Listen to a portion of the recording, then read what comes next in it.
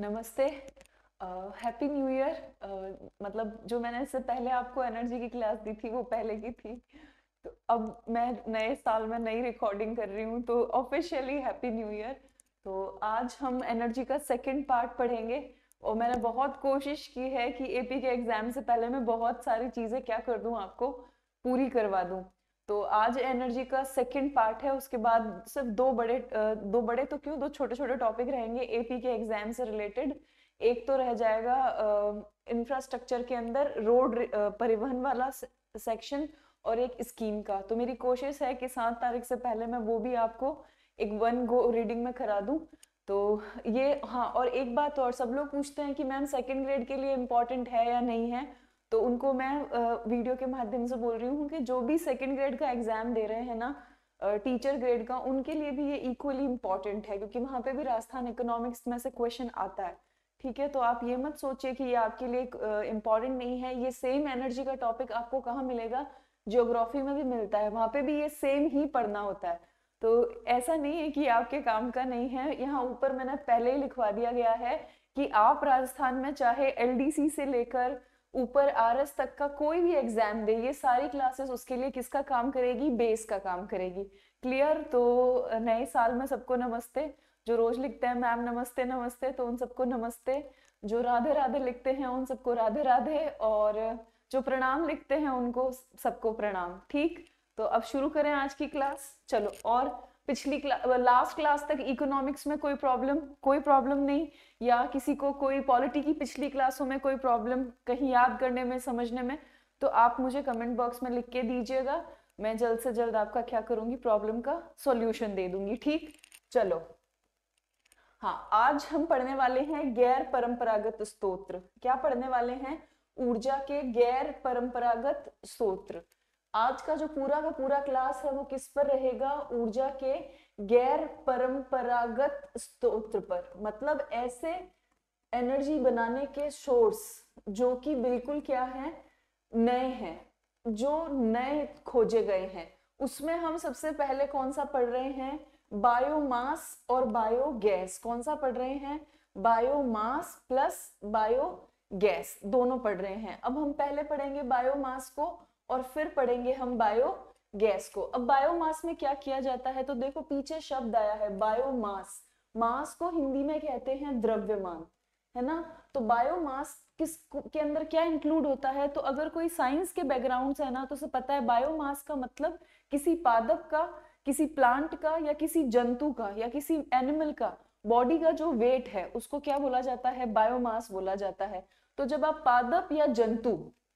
पादप या जंतु उसके अवशिष्ट पदार्थों को, उसके अवशिष्ट पदार्थ, उसके बॉडी के रेजिडुअल्स जो होते हैं, जो उसके शरीर से निकले अवशिष्ट पदार्थ है, उनके प्रत्यक्ष दहन का मतलब आपको सीधा उसको क्या करना है? जलाना है। किसकी प्रेजेंस में? ऑक्सीजन की उपस्थिति में। किसकी उपस्थिति में? ऑक्सीजन की उपस्थिति में। या किण्वन से, या उसे क्या करना है? किण्वन। किण्वन का मतलब होता है सड़ाना, जहां पर ऑक्सीजन प्रेजेंट नहीं होगी, ऑक्सीजन प्रेजेंट नहीं होगी, उससे जो ऊर्जा प्राप्त होगी वही क्या कहलाएगी? बायोमास। तो बहुत सिंपल है। अब बोर्ड की तरफ देखें। मान लो ये कोई जंतु है, ठीक है, ये कोई जंतु है, ये कोई जंतु है, मान लिया भेड़ है। कौन है? भेड़। और ये कोई पादप है, ये कोई दूसरा जो मैं बना रही हूं वो कोई प्लांट है। ठीक है, ये हो गया आपका जंतु और ये हो गया आपका पादप। इनके अवशिष्ट पदार्थों को, इनके अवशिष्ट पदार्थ मैंने ले लिए। ठीक है, ये रे देखो, इन अवशिष्ट पदार्थों को अगर मैं, दो तरीके हैं मेरे पास, एक डिब्बे में डालकर बंद कर दूं तो ये क्या हो जाएंगे? ऑक्सीजन की अनुपस्थिति में सड़ना शुरू होंगे। ऑक्सीजन की उपस्थिति में क्या होंगे? सड़ना शुरू होंगे। जब ये सड़ने की प्रक्रिया शुरू होगी तो उसे क्या कहेंगे? किण्वन। या मैं क्या करूं इनको, या मैं इनको जला दूं, या मैं इनको क्या करूं, देखो, या मैं इनको क्या कर दूं? जला दूं, फायर, आग लगा दूं इनको। प्रत्यक्ष दहन, क्या कर दूं मैं इनको, प्रत्यक्ष दहन कर दूं। इन दोनों केसेस में आपको क्या मिलेगी, बायोमास एनर्जी मिलेगी। वो एनर्जी किस फॉर्म में मिलेगी, एथेनॉल के फॉर्म में मिलेगी। किसके फॉर्म में मिलेगी, एथेनॉल के फॉर्म में। अब देखो पहला मेथड पढ़ते हैं प्रत्यक्ष दहन विधि। अब प्रत्यक्ष दहन विधि में क्या होता है, पादप जंतु अपशिष्ट को ऑक्सीजन की उपस्थिति में जलाया जाता है। जलाने से क्या बनेगी, गैस बनेगी। उसी गैस से हम क्या चलाएंगे, टरबाइन चलाएंगे, और टरबाइन चलाकर क्या बन जाएगी, इलेक्ट्रिसिटी। जैसे कि अपन कोयला में करते थे, कोयला आधारित जो तापीय विद्युत संयंत्र थे उसमें कोयला को बर्न करते थे। कोयला को बर्न करने पर जो भाप बनती थी, उस भाप से हम क्या चलाते थे, टरबाइन चलाते थे।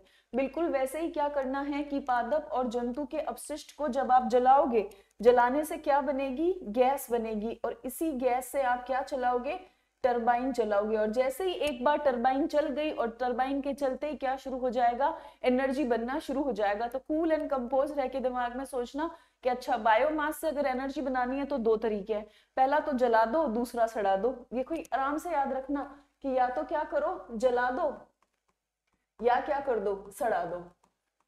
अब सड़ाने से और जलाने से कैसे मिलेगी, तो जैसे ही जलाओगे गैस बनेगी, गैस से टरबाइन चलेगी और बिजली बन जाएगी। अब बात करते हैं सड़ाने की।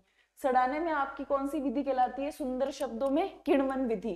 किण्वन विधि में पादप और जंतु अपशिष्टों को ऑक्सीजन की अनुपस्थिति में सड़ाने से क्या बनती है, शर्करा, शर्करा शुगर बनती है, जिसे हम क्या कहते हैं, एथेनॉल। और ये एथेनॉल में बदला जाता है, और एथेनॉल किसका काम आता है, जैव ईंधन कहलाता है। तो बहुत सिंपल है, जब आप क्या करोगे, एक कंटेनर के अंदर, एयर टाइट कंटेनर के अंदर जिसके अंदर हवा नहीं जा सकती, उसमें पादप और जंतु के अपशिष्ट को सड़ाओगे, तो सड़ाने से एक शुगर बनेगी। उस शुगर को आप किस में कन्वर्ट कर दोगे, एथेनॉल में कन्वर्ट करोगे, और वो जो एथेनॉल है वही बायोफ्यूल या जैव ईंधन कहलाता है। अभी आप देखते हो कि हमारे एक प्रोग्राम चल रखा है, इथेनॉल ब्लेंडिंग प्रोग्राम, जिसको ईपीपी बोलते हैं। पेट्रोल के साथ थोड़ा एथेनॉल को क्या किया जाता है, 20% मिक्स किया जाता है। तो वो एथेनॉल बना कैसे है, इसी बायोमास से बना है, जिसमें पादप और जंतु के अपशिष्ट को क्या किया गया है, सड़ाया गया है। ठीक है, आगे चलूं, कोई प्रॉब्लम नहीं,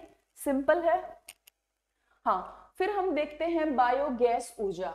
अभी हमने कौन सी पढ़ी, उसका एक क्विक रिवीजन करते हैं। अभी हमने पढ़ी बायोमास। बायोमास को एक बार फिर से रिवीजन कर लेते हैं ताकि हमारे दिमाग में फिट हो जाए। तो बायोमास में हमने क्या किया, तो बायोमास में हमने सिंपल काम किया, पादप और जंतु के क्या ले लिए हमने, अपशिष्ट पदार्थ लिए हमने, उसके अपशिष्ट पदार्थ, और अपशिष्ट पदार्थ उसके लेकर हमारे पास दो रास्ते थे, है ना। एक तो था कि भाई जला दो, तो हमने जलाया, जलाने पर हमारी गैस बनी, और गैस से हमने क्या चला ली, टरबाइन चला ली, और टरबाइन चलाने से हमारा क्या मिल गया, हमको विद्युत मिल गया। ठीक है, दूसरा तरीका हमने देखा। दूसरा तरीका क्या था, दूसरे में हमने क्या किया, सड़ाया। दूसरे में हमने क्या करा, सड़ा दिया। सड़ाने से क्या हुआ, शर्करा बनी। उस शर्करा को हमने क्या किया, बदल दिया। किस में बदल दिया, उस शर्करा को हमने एथेनॉल में। और यही एथेनॉल जो है हमारा, वो क्या कहलाता है, बायोफ्यूल, जैव ईंधन कहलाता है। क्या कहलाता है, जैव ईंधन। इंग्लिश में क्या बोलते हैं इसको, बायोफ्यूल। और आज यही हमारी गाड़ियों के अंदर पेट्रोल के साथ 20% मिक्स किया जाता है। तो ये तो सारी कहानी थी किसकी, बायोमास की। अब हम किसकी कहानी सुनेंगे, बायोगैस की। बहुत सिंपल है बायोगैस की कहानी। बायोगैस में क्या करना है, सिर्फ जंतुओं के अवशिष्ट और शहरी कचरे को लेना है। किसको लेना है, जंतुओं के अवशिष्ट और शहरी कचरे को लेना है, और एक टैंक में डालकर जला देना है। क्या करना है, एक टैंक में डालकर जला देना है। तो देखो बायोगैस में आप क्या करोगे, बहुत सारे बायोगैस प्लांट आपने गांव में देखे भी होंगे। एक ऐसे बहुत बड़ी सी टंकी लानी है आपको, एक ऐसे बहुत बड़ी सी टंकी लाओ। इस टंकी के अंदर आपको जंतु के अपशिष्ट, जैसे कि मैं ये इस कलर से बना रही हूं, प्लस आपको क्या करना है, प्लस आपको क्या करना है, शहरी कचरा। क्या डाल देना है आपको, शहरी कचरा। जब ये दोनों को, शहरी कचरा को और जंतु के अपशिष्ट को, आप क्या करोगे, बर्न करोगे, जलाओगे। क्या करेंगे हम, जला देंगे, फायर कर देंगे। आग लगा देंगे, जला देंगे, तो पता है एक गैस बनेगी। क्या बनेगी? एक गैस, एक गैस बनेगी। उस गैस को पता है, आप सबको पता है क्या कहते हैं? मीथेन। क्या कहते हैं? Methane gas. यही मेथेन गैस बाद में किस में भर दी जाएगी? सिलेंडर के अंदर डायरेक्ट भर दी जाएगी। इसी मीथेन गैस को क्या बोला गया है? बायोगैस बोला गया है। तो समझ में आई? बायोगैस के अंदर आपकी कौन सी गैस बनेगी? मीथेन गैस बनेगी। ठीक है, तो बहुत सिंपल है। बायोगैस के अंदर कुछ नहीं करना, शहर से कचरा ले आना और जंतु के अपशिष्ट पदार्थ ले आना, उनको एक टैंक के अंदर डालना और टैंक के अंदर डाल के माचिस से तिल्ली लगा देना।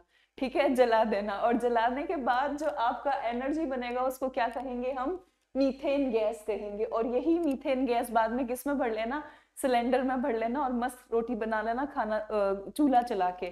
ठीक है, तो बायोगैस में कोई प्रॉब्लम नहीं। अब चलते हैं आगे। बायोमास ऊर्जा के स्रोत। यहाँ से बहुत बार क्वेश्चन आता है राजस्थान के अंदर कि भाई बायोमास, ये जो बायोमास है ना, इस बायोमास एनर्जी के राजस्थान में सोर्स कौन कौन से हैं? वो कौन से पादप अपशिष्ट है जिनको या तो प्रत्यक्ष रूप से जलाया जाता है या उनको क्या किया जाता है? सड़ाया जाता है। तो देखो, राजस्थान के अंदर मुख्यतः सरसों की तूड़ी, सबसे इंपॉर्टेंट बात कि मुख्यतः क्या क्या है? सरसों की तूड़ी और विलायती बबूल। सरसों की तूड़ी, जूली फ्लोरा, जिसको हम क्या कहते हैं? विलायती बबूल भी कहते हैं। तो राजस्थान के अंदर बायोमास के, जो बायोमास ऊर्जा के प्रमुख सोर्स कौन कौन से हैं? वो है सरसों की तूड़ी, जूली फ्लोरा और विलायती बबूल। क्लियर?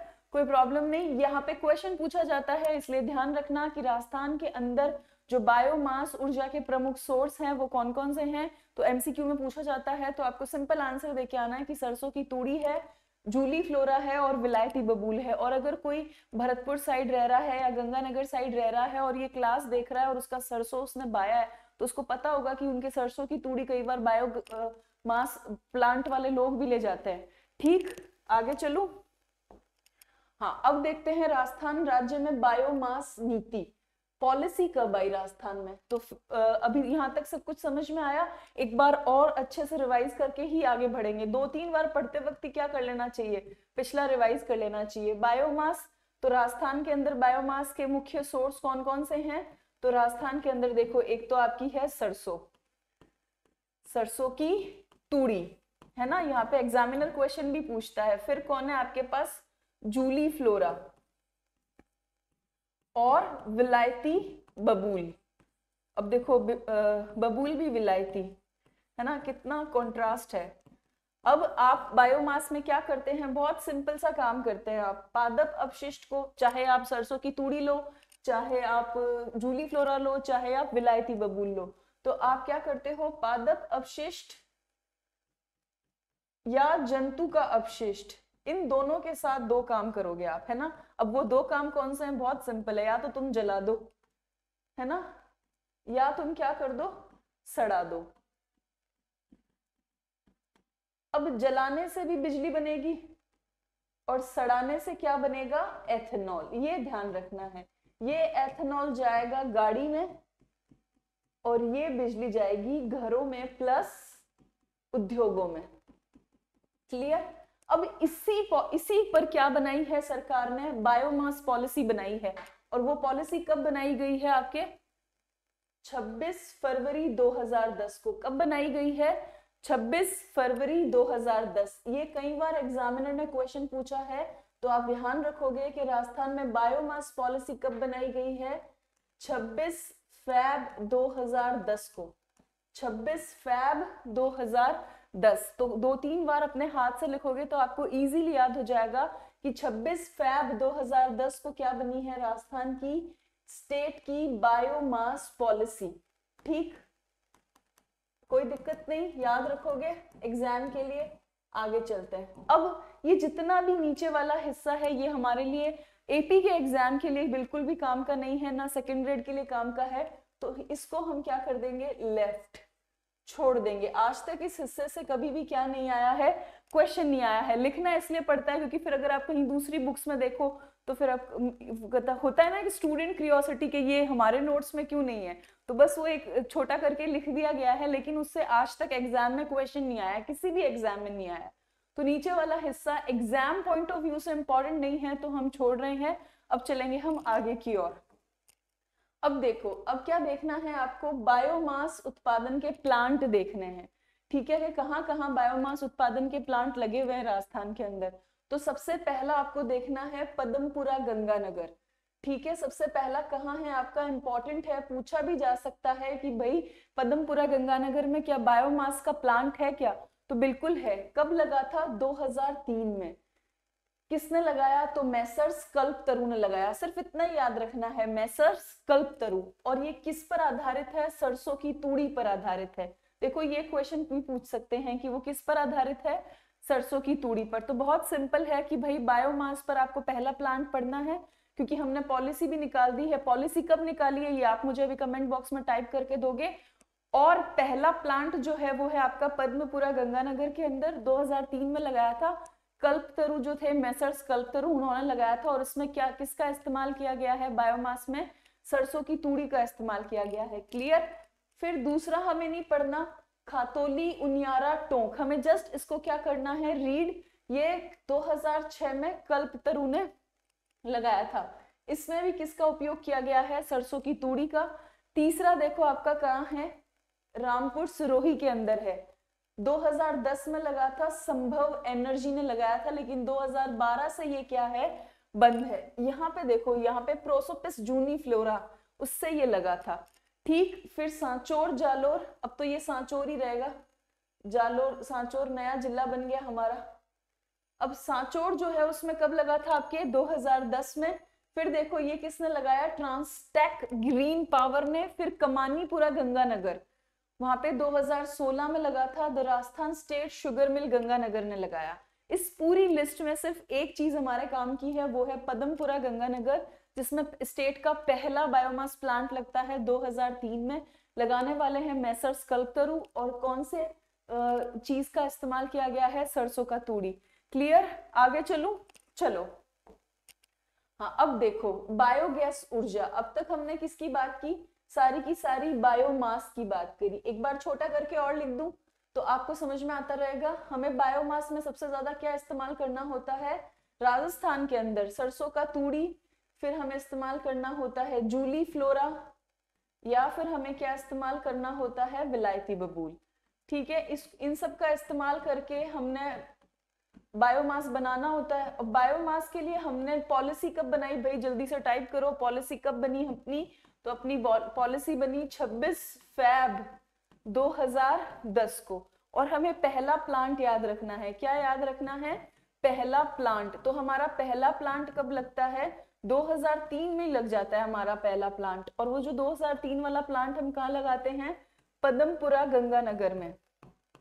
ठीक है, पदमपुरा गंगानगर में हम लगाते हैं। कौन लगा रहा है भाई, तो मैसर्स कल्पतरु। कौन लगा रहा है, मैसर्स कल्पतरु, मैसर्स कल्पतरु ये लगा रहे हैं।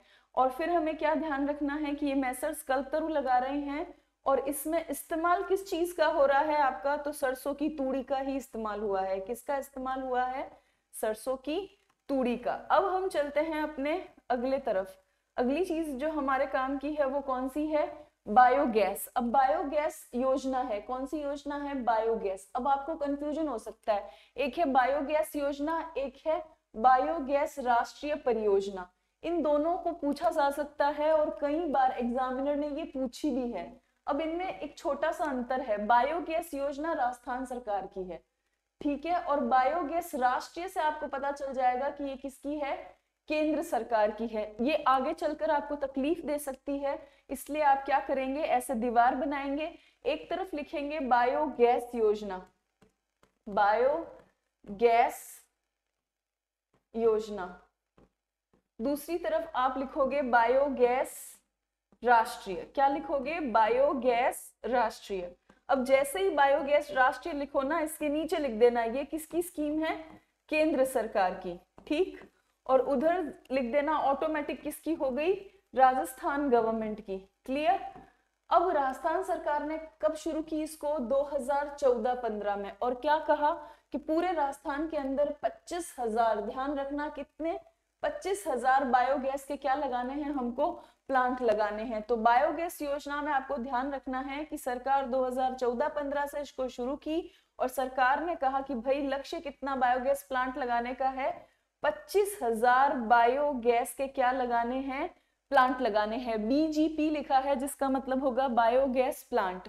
क्लियर। अब देखो बायोगैस राष्ट्रीय परियोजना, ये सरकार केंद्र सरकार की स्कीम है और ये कब से शुरू है, 1981-82 से। और इसके अंदर नोडल एजेंसी जो राजस्थान में इसको रन करती है वो कौन सी है, नवीकरणीय ऊर्जा विकास राज्य सरकार। इतनी बात सिर्फ हमारे लिए यहाँ पे क्या है, काम की है। तो बहुत सिंपल है कि बायोगैस के अंदर हमारे पास दो प्लान है, दोनों ही प्लान ऑल्टरनेटिवली एग्जाम में पूछे हुए हैं। तो पहला प्लान है हमारे पास कि बायोगैस का योजना जो कि राजस्थान सरकार का है, और दूसरा आपको याद रखना है बायोगैस राष्ट्रीय। वहां राष्ट्रीय से आपको हिंट मिलेगा कि ये केंद्र सरकार का है, और जैसे ये केंद्र सरकार का है ना, तो आप अपने आप ऑटोमेटिक दिमाग में रखना कि केंद्र सरकार ने बहुत पहले से काम करना शुरू किया बायोगैस पर। तो उन्होंने 1981-82 से काम करना शुरू कर दिया और इसकी सारी जिम्मेदारी राजस्थान सरकार के अंदर नवीकरणीय ऊर्जा विभाग को दे दी और उसी को नोडल एजेंसी बना दिया। तो सिंपल है, ज्यादा घोटना नहीं है। दूसरी तरफ आप याद रखोगे कि जो बायोगैस का योजना है वो राजस्थान सरकार का है, वो अभी अभी आया है 2014-15 में, और उसके अंदर सरकार ने टारगेट फिक्स किया है, और वो टारगेट ही इंपॉर्टेंट है एमसीक्यू के लिए। 25,000 बायोगैस प्लांट लगाने का क्या है, सरकार का टारगेट है। तो क्लियर, कोई प्रॉब्लम नहीं, आगे चलूं। चलो अब हम ये देखते हैं कि बायोगैस के अंदर क्या क्या मिलता है। संगठक का मतलब है उसके घटक क्या है, उसके कंपोनेंट क्या है जिससे मिलकर बायोगैस बनी है। अब देखो इसके अंदर सबसे इंपॉर्टेंट बात है कि 65% क्या होती है आपकी, मिथेन। तो देखो जो जो एग्जामिनर पूछ सकता है ना वो ध्यान रखना, 65% इसके अंदर क्या होगी, मिथेन होगी। फिर मिथेन का भाई होगा, और मिथेन का भाई पता है कौन है, कार्बन डाइऑक्साइड। और कार्बन डाइऑक्साइड लगभग कितनी मात्रा में होगी, 30%। आपको ये परसेंटेज भी याद रखनी है। फिर 2% आपको क्या ध्यान रखना है, इसके अंदर हाइड्रोजन होगी। 1.1% इसके अंदर हाइड्रोजन सल्फाइड और नाइट्रोजन होंगे। आपको सिर्फ इतना ध्यान रखना है। आपको क्या ध्यान रखना है, सिर्फ इतना ध्यान रखना है। तो बहुत सिंपल है कि अगर आपको एग्जामिनर ये भी पूछ ले कि बायोगैस के अंदर सबसे ज्यादा क्या मिलेगा, तो 65% क्या मिलेगी, उसके अंदर मीथेन मिलेगी। अभी मैंने समझाया भी था कि अपन टैंक लाएंगे और टैंक में पादप और जंतु अपशिष्ट को डाल देंगे और नीचे से तिल्ली से आग लगा देंगे, तो ऊपर जो गैस बनेगा सबसे ज्यादा वो कौन सा होगा, मीथेन होगा। अब कॉमन सेंस को अप्लाई करो। आप लोग कितना पढ़े हो, 6 से लेके 12 तक कितना साइंस पढ़े हो अच्छे से, 6 से 10 तक भी पढ़े हो कि जब भी किसी चीज को जलाते हैं कार्बन डाइऑक्साइड भाई बाहर निकलता है ना। तो अब हम जला रहे हैं तो पता है कि कार्बन डाइऑक्साइड तो बाहर निकले बिना रह ही नहीं सकती, तो 30% क्या बना देना आप, कार्बन डाइऑक्साइड बना देना। फिर पीछे आपको 2% में किसको लाना है, हाइड्रोजन को लाना है। फिर 1.1% में याद रख लेना हाइड्रोजन सल्फाइड को। तो बहुत सिंपल है कि जब हम जला रहे हैं तो 65% क्या आएगी, मीथेन। ठीक। फिर मीथेन जलाने से बनी है तो 30% हर हालत में क्या होगी, कार्बन डाइऑक्साइड। फिर सिर्फ याद रखना है 2% क्या होगा आपका, हाइड्रोजन, और 1.1% हाइड्रोजन सल्फाइड। और मैं यहाँ पर क्यों रुकी हूँ, क्योंकि एग्जामिनर ने राजस्थान के अंदर, आप जाकर देख लेना किसी भी एग्जाम के अंदर ये पूछा हुआ है क्वेश्चन। जो भी बुक आप प्रीवियस ईयर के बुक्स को सॉल्व करते हो उसमें जाके जरूर देखना, एनर्जी के अंदर बायोगैस का ये क्वेश्चन आपको 100% मिलेगा। और यही कंपोनेंट क्या किए गए हैं, पूछे गए हैं। तो अब आप क्या रखोगे, ध्यान रखोगे। क्लियर। अब देखो बायोगैस प्लांट है ना, अभी हमने पढ़ा था कि राजस्थान सरकार की जो वर्ष 2014-15 की पॉलिसी है बायोगैस योजना, वो क्या कहती है कि सरकार ने 25,000 प्लांट बनाने हैं। अब सरकार कैसे लगाए प्लांट, तो सरकार ने कहा हमने 2 मॉडल विकसित किए हैं। पहला मॉडल है खादी और ग्रामोद्योग बोर्ड का, और दूसरा मॉडल है दीनबंधु मॉडल। अब हमें नहीं जाना कि ये मॉडल क्या है क्या नहीं, बस हमें ध्यान रखना है कि जब भी बायोगैस का प्लांट लगता है ना, 2 मॉडल आते हैं। एक मॉडल आता है खादी ग्रामोद्योग मॉडल और एक आता है दीनबंधु मॉडल। क्लियर, आगे चलूं। चलो अब देखो, अब हम आते हैं बायोफ्यूल पर, है ना। बायोफ्यूल से बहुत ज्यादा क्या आता है, क्वेश्चन आता है। तो ये एग्जाम के लिए हमेशा क्या रहता है, इंपॉर्टेंट रहता है। ठीक। अब देखो बायोफ्यूल, आपको जैव ईंधन बनाना है, मतलब आपको क्या चाहिएगा, पादप प्लांट आपको चाहिएगा। और ऐसे प्लांट राजस्थान में है, अपन ने पढ़े भी थे कृषि के अंदर। फॉर एग्जाम्पल आपके पास रतन जोत जिसको इंग्लिश में कहते हैं जेट्रोफा बेलाडोना। फिर आपके पास नीम है, फिर आपके पास करंज है, फिर आपके पास महुआ है। ठीक है, ये सब प्लांट क्या बना के देंगे आपको बाय प्रोडक्ट पर? जैव ईंधन। और अभी मैंने आपको सिखाया था कि जैव ईंधन अपन किसको बोलते हैं? जैव ईंधन अपन बोलते हैं इथेनॉल को। मतलब आउट प्रोडक्ट के तौर पर हमें क्या मिलेगा? इथेनॉल मिलेगा। क्या मिलेगा? एथेनॉल। ठीक, तो देखो रतन ज्योत पूछा जाता है, करंज, नीम और महुआ इत्यादि पौधों से प्राप्त एथेनॉल ही क्या है? जैव ईंधन है। तो पहला क्वेश्चन यही बनता है कि भाई जो हमें प्लांट से एथेनॉल मिलता है वो प्लांट कौन कौन से हैं? तो वो कौन कौन से प्लांट है? तो मेरे साथ आप जरूर से दोहराएं।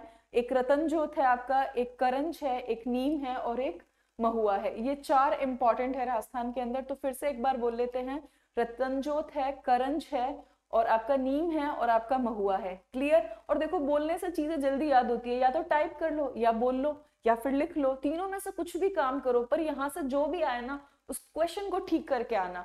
आपको एकदम ऐसे वो होते हैं ना, वॉरियर्स होते हैं जो योद्धा टाइप लोग होते हैं कि इतना अच्छा तलवार चलाना सीखेंगे कि गर्दन तो दुश्मन की काट कर ही आनी है। तो दृढ़ निश्चय कर लो कि यहाँ से जो भी मैं पढ़ा रही हूँ अगर क्वेश्चन में आ गया तो हम गलत नहीं करके आएंगे। और अगर ये प्रैक्टिस आपने रोज कर ली, ये एटीट्यूड आपने रोज डेवलप कर लिया, तो आप किसी टेस्ट सीरीज में क्वेश्चन करके देखिएगा, आपसे 100% धीरे धीरे आपके अंदर एक्यूरेसी डेवलप होने शुरू होगी। और जैसे जैसे वो एक्यूरेसी आएगी आपका कॉन्फिडेंस बढ़ेगा, एग्जाम का फियर कम होगा, आप बैलेंस रहेंगे, धीरज वाले व्यक्ति बनेंगे और इस साल आप एग्जाम निकाल लेंगे। इसीलिए क्लास बहुत इंपॉर्टेंट होती है, जो बेसिक से शुरू की जाती है। तो मेरी आपसे यही गुजारिश है कि 2024 में आप अपनी किसी भी क्लास को स्किप ना करें। चाहे आप लाइव आकर देखें तो वेल एंड गुड, तो आप पर बैकलॉग का बर्डन नहीं आएगा, वरना आप बाद में देखें तो भी कंप्लीट देखें और रिवीजन के लिए इनको 2x की स्पीड पर चला के देखें। ठीक, अब आगे चलते हैं। अब देखो सरकार है, सरकार पॉलिसी बनाने से कब रहेगी? नहीं रहेगी ना। सरकार को पता चल गया कि इन सारी की सारी प्लांट से क्या बन रहा है? फ्यूल बन रहा है। तो सरकार ने कहा फटाक से नीति बनाओ और सरकार तैयार हो गई।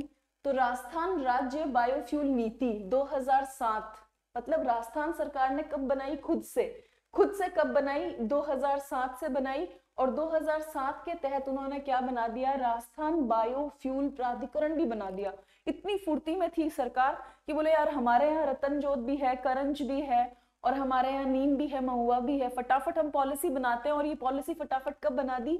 2007 में। और उसी पॉलिसी के तहत क्या बना दिया गया? राजस्थान राज्य बायोफ्यूल प्राधिकरण बना दिया। बाद में दिमाग की बत्ती जलती है केंद्र सरकार की। केंद्र सरकार कहती है कि यार ये राजस्थान ठीक है, एमपी ठीक है, इन्होंने अपनी अपनी बायोमास की बायोफ्यूल की पॉलिसी बना ली है, मैं तो पीछे रह गया हूं। तो बोला रुको, अभी मैं तुम सबके लिए क्या बनाता हूं? एक मेजर पॉलिसी बनाता हूं। तो देखो इसी नीति के तहत गोगुंदा में, इसी नीति मतलब राजस्थान के जो 2007 की बायोफ्यूल पॉलिसी थी उसी के तहत गोगुंदा उदयपुर में, बहुत इंपॉर्टेंट क्वेश्चन है, गोगुंदा उदयपुर में जैव ईंधन का सेंटर ऑफ एक्सीलेंस स्थापित किया गया है। तो अब क्या चीज ध्यान रखनी है कि जल्दी थी राजस्थान सरकार को और जल्दी जल्दी में 2007 में उसने क्या बना दिया? पॉलिसी बना दिया बायोफ्यूल पर अपना। और पॉलिसी बनाकर एक राजस्थान राज्य प्राधिकरण का भी गठन कर दिया और आके बोल दिया कि देखो जो भी बायोफ्यूल का सेंटर ऑफ एक्सीलेंस है ना वो कहाँ है? गोगुंदा उदयपुर में है। अब ऐसा क्यों किया उसका कारण आपको आगे देखने को मिलेगा, क्योंकि जो रतन ज्योत, करंज और नीम और महुआ है, स्पेशली करंज और महुआ, वो दक्षिणी राजस्थान के अंदर बहुत मिलते हैं। तो देखो दक्षिणी और दक्षिण पूर्वी राजस्थान के 12 जिले रतन ज्योत। अब आपको शायद ये लिंक समझ में आ गया होगा कि centre of excellence Gogunda Udaipur क्यों बना। एक वहां पे महुआ का पेड़ मिलेगा, एक वहां पे रतन ज्योत का पेड़ भी मिलेगा। तो दोनों मिलने के कारण उन्होंने सेंटर ऑफ एक्सीलेंस किसको चुन लिया? गोगुंदा उदयपुर को चुन लिया। और दूसरा वहां पे ट्राइब्स है, और ट्राइब्स उन क्षेत्रों को पहचान कर सकती है जहां पे ये प्राकृतिक रूप पर पाए जाएंगे। तो वहीं पर क्या बना दिया? सेंटर ऑफ एक्सीलेंस बना दिया। एवं उत्तर पूर्वी राजस्थान के 8 जिलों में करंज पाया जाता है। तो बहुत सिंपल है, समराइज कर लेते हैं कि हम जैव ईंधन को पढ़ रहे हैं जिसमें हमें 4 प्लांट के नाम याद रखने हैं, एक रतनजोत, एक करंज, एक महुआ, एक नीम। कर लिए हमने। फिर हमको पता है कि इसके लिए सरकार ने पॉलिसी बनानी पड़ेगी। तो राजस्थान सरकार ने सबसे पहले 2007 में पॉलिसी बनाई और हाथों हाथ से किसका गठन कर दिया, आपके बायोफ्यूल प्राधिकरण का गठन कर दिया गया। फिर क्या कहते हैं आकर कि इस पूरा का पूरा जो बायोफ्यूल का तामझाम है, इसका सेंटर ऑफ एक्सीलेंस कहाँ रख देंगे हम, गोगुंदा उदयपुर में। अब हमारे दिमाग में प्रश्न खड़ा होता है कि भाई गोगुंदा उदयपुर क्यों, तो बहुत सिंपल है। जब हम पढ़ रहे हैं कि दक्षिण और दक्षिण पूर्वी 12 जिलों के अंदर रतनजोत मिलता है और वहां पे महुआ भी मिलता है, तो सेंटर ऑफ एक्सीलेंस कहाँ बनाया इन्होंने, गोगुंदा उदयपुर में। फिर हम देखते हैं कि उत्तर और उत्तर पूर्वी के जो 8 जिले हैं उसमें करंज मिलता है। क्लियर, कोई दिक्कत नहीं, आगे चलो। चलो हाँ, अब देखो, इंडियन कृषि फ्यूल द्वारा राजस्थान राज्य का पहला वाणिज्यिक कमर्शियल जैव ईंधन संयंत्र भी कहाँ लगाया गया, कालरावास उदयपुर में, मार्च 2006 में लगाया गया, जो किस पर आधारित है, रतनजोत पर। तो अब हम क्या करते हैं, हमारी वापस से रिवीजन वाली लिस्ट बनाते हैं कि हम क्या पढ़ रहे हैं, बायो ईंधन है ना, बायोफ्यूल, जैव ईंधन पढ़ रहे हैं हम, ठीक है। और जैव ईंधन में सबसे पहले हमने क्या ध्यान रखनी है, सबसे पहले हमने 4 फसलों के नाम ध्यान रख, सॉरी पादपों के नाम ध्यान रखने हैं, रतनजोत, करंज, नीम और महुआ, कर लिए। फिर हम क्या करेंगे, अब सरकार की दिमाग की बत्ती जलाएंगे और 2007 में राजस्थान क्या बना देगा, इसके लिए नीति बना देगा बायोफ्यूल के लिए। और नीति बनाकर क्या बनाया, बायोफ्यूल प्राधिकरण। और बायोफ्यूल प्राधिकरण बनाते ही बातें आने लग गई और क्या कहते हैं कि सेंटर ऑफ एक्सीलेंस कहाँ खोलेंगे, जैव ईंधन का सेंटर ऑफ एक्सीलेंस कहाँ खोलेंगे, सेंटर ऑफ एक्सीलेंस खोलेंगे गोगुंदा उदयपुर। अब गोगुंदा उदयपुर क्यों, वो मुझे आप टाइप करके दोगे। फिर इनको देखते हुए इंडियन कृषि फ्यूल ने भी क्या करा, अपना पहला प्लांट कहाँ लगाया, कालरावास उदयपुर, जो किस पर आधारित था, रतनजोत पर आधारित था। और ये कमर्शियल था, कैसा था, कमर्शियल, वाणिज्यिक था। पहला कमर्शियल प्लांट जो रतनजोत पर आधारित था वो कहाँ लगाया, कालरावास उदयपुर। क्लियर, यहां तक कोई दिक्कत नहीं समझने में, और आराम से आपको क्या हो जाएगा, याद भी हो जाएगा। अब मैंने क्या कहा था उस वक्त की, राजस्थान सरकार ने तो जल्दी जल्दी क्या बना ली, पॉलिसी बना ली। बाद में समझ में आया, सेंट्रल गवर्नमेंट को भी लगा कि यार राज्य तो अपनी अपनी पॉलिसी बनाता जा रहा है, मेरे को भी कुछ सोचना पड़ेगा। तो फिर फटाफट से सेंट्रल गवर्नमेंट ने भी क्या करा, अपनी पॉलिसी बनाई। तो देखो, भारत सरकार की नई जैव ईंधन नीति 4 जून 2018 को आती है और उसको लागू करने वाला देश का पहला राज्य ही कौन बनता है, राजस्थान। ये क्वेश्चन बनेगा। अब देखो, राजस्थान ने पहले 2007 में बना ली थी, बाद में सेंटर की आ रही है 2018 में, तो वो ऑटोमेटिक पहले कहाँ लागू होगी, राजस्थान में, क्योंकि राजस्थान को पता है कि यार ये तो छोटी मोटी बातें हैं मेरे लिए, मैं 2 मिनट में कर दूंगा, मैंने 2007 में भी क्या कर रखी है, बना रखी है।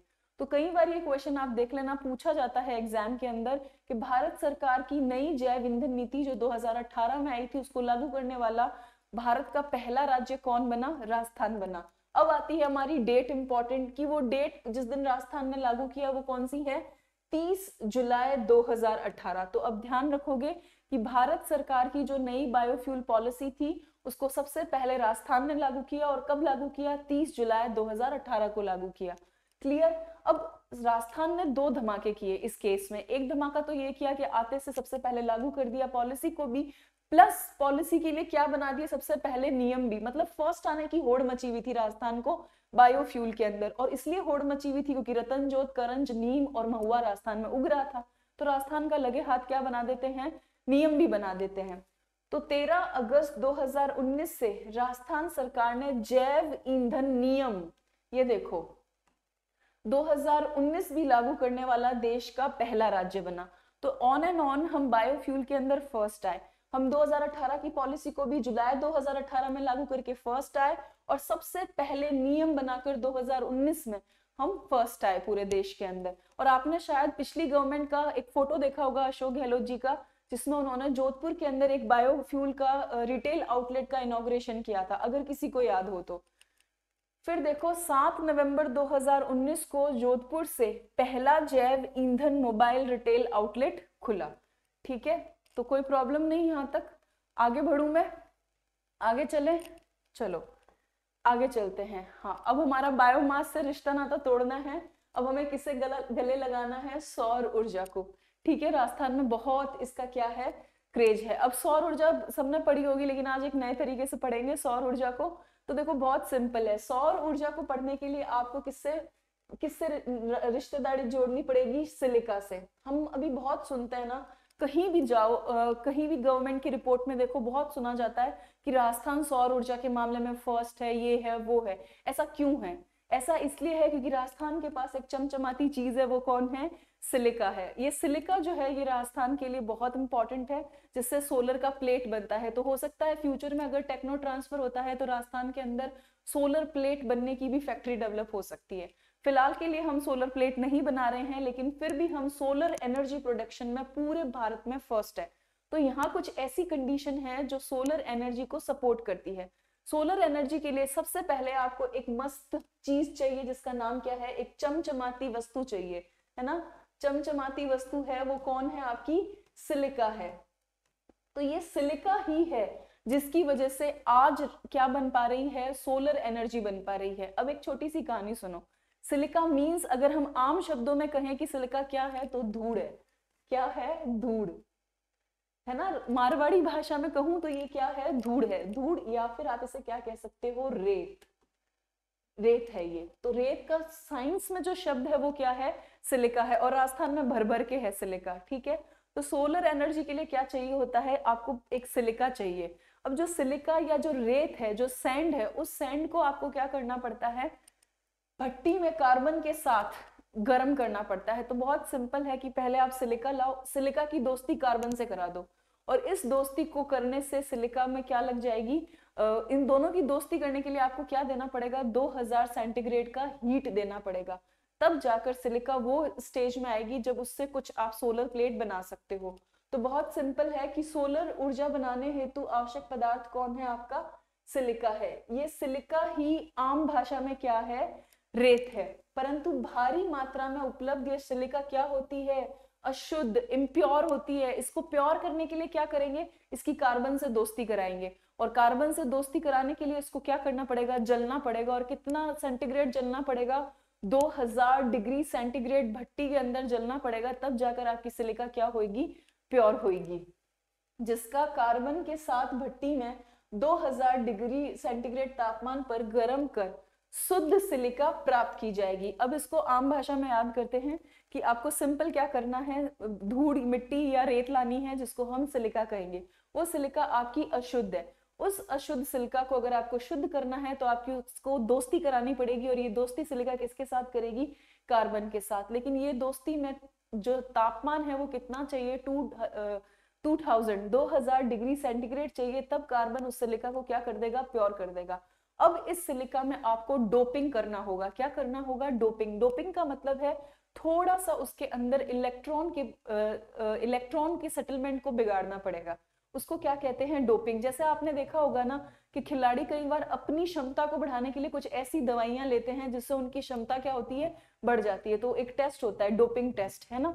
बिल्कुल वैसे यहाँ पे क्या करना है कि सिलिका को सूर्य से आने वाली एनर्जी लेने के लिए, तैयार करने के लिए क्या करना पड़ता है? डोप करना पड़ता है। और अगर सब कुछ भी समझ नहीं आ रहा है ना, तो एक गाना होता है ना, एना वेना डोप शोप मारिया करो, तो वो गाना ही गा लिया सिलिका ने, ये समझ लो। तो सिलिका को क्या करना पड़ेगा? डोप करना पड़ेगा। डोप करने के लिए दो चीजों की आवश्यकता होगी, एक होगा एल्यूमिनियम और एक होगा फॉस्फोरस। अब प्रश्न खड़ा उठता है कि हम ऐसा क्यों कर रहे हैं? हम ऐसा इसलिए कर रहे हैं ताकि सिलिका एक सेल बन सके, एक बैटरी बन सके। इस सिलिका को प्लस और माइनस की बैटरी बनाने के लिए डोपिंग करनी पड़ती है। अब सिलिका के पास इलेक्ट्रॉन है 4, सॉरी सिलिका को कितने इलेक्ट्रॉन की आवश्यकता है? 4 इलेक्ट्रॉन की आवश्यकता है। तो एल्यूमिनियम और फॉस्फोरस डाल के हम उसके इलेक्ट्रॉन के बैलेंस को बिगाड़ेंगे, और जैसे ही उसके इलेक्ट्रॉन के बैलेंस को बिगाड़ देंगे तो एक तरफ बनेगा प्लस का चार्ज और एक तरफ बनेगा माइनस का चार्ज, और आपकी सोलर प्लेट बनकर तैयार है, जिस पर सूर्य भगवान से किरणें आएगी और आपकी सोलर एनर्जी बननी शुरू होगी। तो सिंपल है, कुछ नहीं करना। प्राप्त शुद्ध सिलिका को आपको क्या करना है? डोप करना है। और डोप किससे किया जाएगा? सिलिका में एल्यूमिनियम से और फॉस्फोरस से, ताकि सिलिका की इलेक्ट्रॉन आवश्यकताओं को क्या किया जा सके? पूरा किया जा सके। चूंकि सिलिका के बाहरी कोश में कितने इलेक्ट्रॉन की आवश्यकता है भाई? 4 इलेक्ट्रॉन की आवश्यकता है। तो क्या होगा, एल्यूमिनियम की डोपिंग से, एल्यूमिनियम की डोपिंग से उसको कितने इलेक्ट्रॉन मिलेंगे? 3 इलेक्ट्रॉन मिलेंगे। अब एल्यूमिनियम उसको 3 इलेक्ट्रॉन दे रहा है, लेकिन उसको चाहिए कितने? 4। तो कौन सा चार्ज डेवलप होगा? Positive charge. तो इलेक्ट्रॉन की कमी हुई ना, तो इलेक्ट्रॉन की कमी के कारण कौन सा चार्ज डेवलप होगा? Positive charge. वही फास्फोरस सिलिका को 5 इलेक्ट्रॉन जरूरत से ज्यादा दे रहा है, तो सिलिका को इलेक्ट्रॉन की आवश्यकता से अधिक मिले, तो वो इलेक्ट्रॉन की अधिकता के कारण क्या हो जाएगी? नेगेटिव बन जाएगी। और बस यही सिलिका जो है, उस सिलिका की जो प्लेट है वो एक बैटरी बन जाएगी। अब इस सारी चीज को आप एक डायग्राम के माध्यम से समझे। हमें सबसे पहले क्या लानी है? सिलिका। इस सिलिका में क्या है? अशुद्धि है। अब इसकी दोस्ती करा दो फटाफट। बोलो किससे कराऊं दोस्ती? तो मैं इसकी दोस्ती करा देती हूं अपने कार्बन से। अब ये दोस्ती कराने के लिए इनको क्या करना पड़ेगा? भट्टी में जलाना पड़ेगा। किस में जलाना पड़ेगा आपको? भट्टी में। और कितने सेंटीग्रेड पर? 2000 डिग्री सेंटीग्रेड पर आपको इसको जलाना है, तब आपको क्या मिलेगी? शुद्ध सिलिका। अब ये शुद्ध सिलिका में एक पंगा है, और वो पंगा पता है क्या है? इसको चाहिए बेचारी को 4 इलेक्ट्रॉन, जो इसके पास है नहीं, इसको चाहिए। तो ये गाना गाएगी, एना बिना डोप शोप मारिया करो, ठीक है। यानी कि आपको इसकी क्या करानी है? डोपिंग। डोपिंग 2 लोगों से करानी है, एक करानी है एल्यूमिनियम से और एक करानी है आपको फॉस्फोरस से। एल्यूमिनियम कह रहा है कि मैं तो तुमको सिर्फ 3 इलेक्ट्रॉन दूंगा, तो ये ऐसे माथा फोड़ती है, कहती अरे मुझे चाहिए तो 4, तुम दे कितने रहे हो? 3। तो जैसे ही एल्यूमिनियम की डोपिंग कराएंगे, कौन सा चार्ज आ जाएगा? पॉजिटिव। सिलिकॉन की प्लेट पर कौन सा चार्ज आएगा? Positive, P। और फॉस्फोरस कह रहा है कि यार मैं तो एल्यूमिनियम से ज्यादा पैसे वाला हूं, मेरे पास तो 5 इलेक्ट्रॉन है, तो कैसा चार्ज आएगा? इलेक्ट्रॉन जितने चाहिए थे उससे ज्यादा मिले। 4 इलेक्ट्रॉन चाहिए थे लेकिन दिए कितने? 5। ज्यादा मिले तो कौन सा चार्ज आ जाएगा? Negative, N। अब बस आपकी बैटरी को देखो, अब जो बैटरी लगाते हो ना उसको देखो, उसमें एक तरफ प्लस होता है और दूसरी तरफ माइनस होता है। अब जैसे ही सूर्य की किरणें आएंगी, ये एक बैटरी की तरह काम करेगी और सूर्य की पूरे फोटोवोल्टिक एनर्जी को किस में बदल देगी? इलेक्ट्रिसिटी में बदल देगी। अब पढ़ते हैं आगे। यहां तक कोई किसी को दिक्कत नहीं?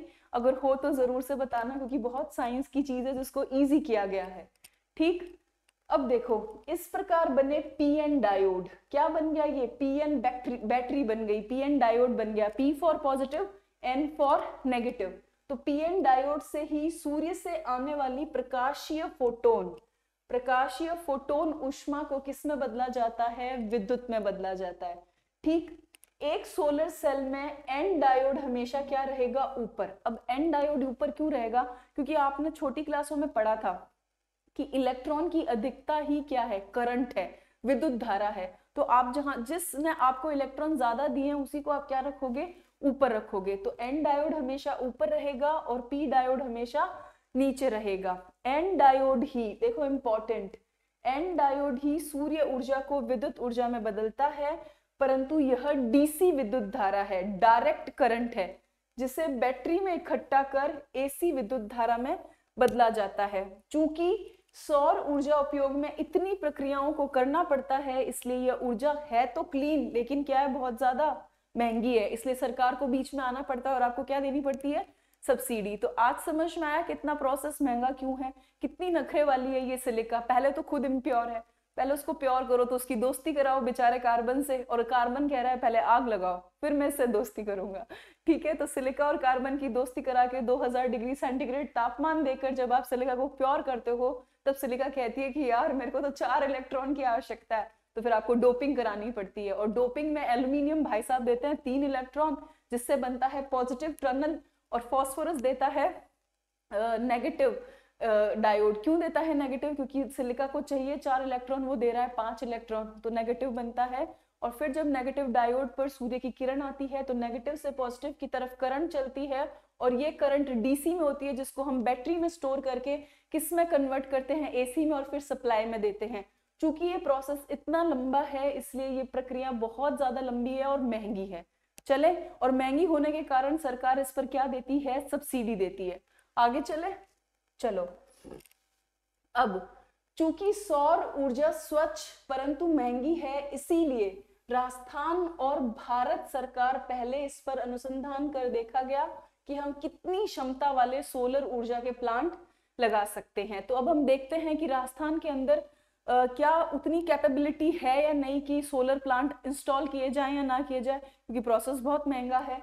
तो देखो ये क्या कह रहे हैं कि राजस्थान की अक्षांशीय स्थिति के कारण, अब राजस्थान की अक्षांशीय स्थिति क्या है, राजस्थान हमेशा 23.5 डिग्री के बीच ही स्थित है।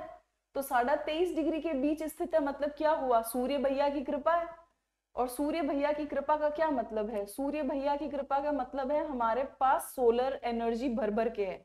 सोलर एनर्जी क्या है हमारे पास, खूब सारी है, खूब सारी है। तो देखो इसी को हम साइंस की लैंग्वेज में लिख दे रहे हैं। अक्षांशीय स्थिति के कारण प्रतिदिन प्रति वर्ग मीटर, प्रतिदिन प्रति वर्ग मीटर 6 से 7 किलोवाट सौर ऊर्जा बनाने की क्षमता है, जो विश्व का अधिकतम औसत है। कितनी बड़ी बात है कि हमारा जो अक्षांशीय स्थिति है, जो हम 23.5 डिग्री पर बैठे हैं, ठीक है राजस्थान वासी, 23.3 से 30.12, तो जो हम अक्षांशीय स्थिति है हमारी वो इतनी जोरदार है कि सूर्य भैया की इतनी कृपा है कि हमारे पास भर भर के सोलर एनर्जी के पैकेट आते हैं। इसी वजह से 6 से 7 किलोवाट पर डे प्रतिदिन प्रति वर्ग किलोमीटर, एक वर्ग किलोमीटर के अंदर रोज कितना बना दे रहे हैं हम, 6 से 7 किलोवाट।